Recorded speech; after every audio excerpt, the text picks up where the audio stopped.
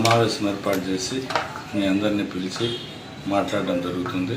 అప్పుడు అన్ని విషయాలు వివరిస్తాను. ముఖ్యంగా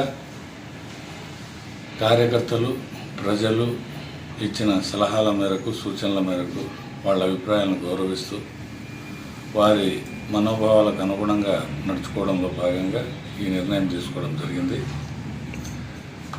భవిష్యత్తులో ప్రజాస్వామ్య పద్ధతుల్లోనే రాజకీయంగా ప్రజలకు మేలు చేసేదానికి నా చివరి క్షణం వరకు ప్రజల కోసం తోడ్పాటు అందించేదానికి నేను రాజకీయాల్లో కొనసాగుతాను, ప్రజాసేవ చేస్తాను.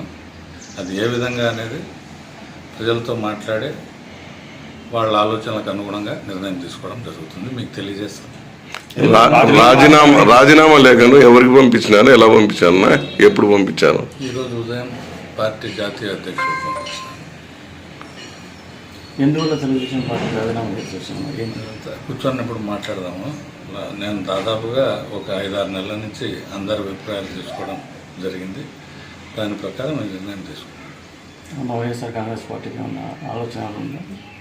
ఇప్పటికైతే నాకు ఈ రోజు వరకైతే ఆలోచన లేదు. భవిష్యత్తులో ప్రజల సూచనలను బట్టి తీసుకునే నిర్ణయం మీకు తెలియజేసి తీసుకోవడం జరుగుతుంది. అన్న, మీరు ఇన్ఛార్జ్గా బాగా అక్కడ ప్రోగ్రాంలలో పాల్గొంటూ ఉన్నారు. మీకు పులివెందల ఎమ్మెల్సీ కానీ, రైచోటి మంత్రి కానీ, రాయంపేట చమర్తి కానీ ఇబ్బందులు పెట్టారా?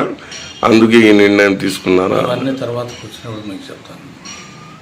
ఉన్నా నేను దాదాపుగా 5-6 నెలల నుంచి పార్టీ కార్యక్రమాలకు దూరంగా ఉన్నాను. నేను ఈ రాజీనామా నిర్ణయం మా తండ్రి జీవించి ఉన్నప్పుడు కూడా వారితో కూడా చర్చించడం జరిగింది. ఈ రాజీనామాకు వారి అనుమతి కూడా ఉన్నట్లే భావించవచ్చు. పెద్దలకు కూడా చెప్పారు సార్, ముందు ఆల్రెడీ డిస్కషన్ జరిగింది.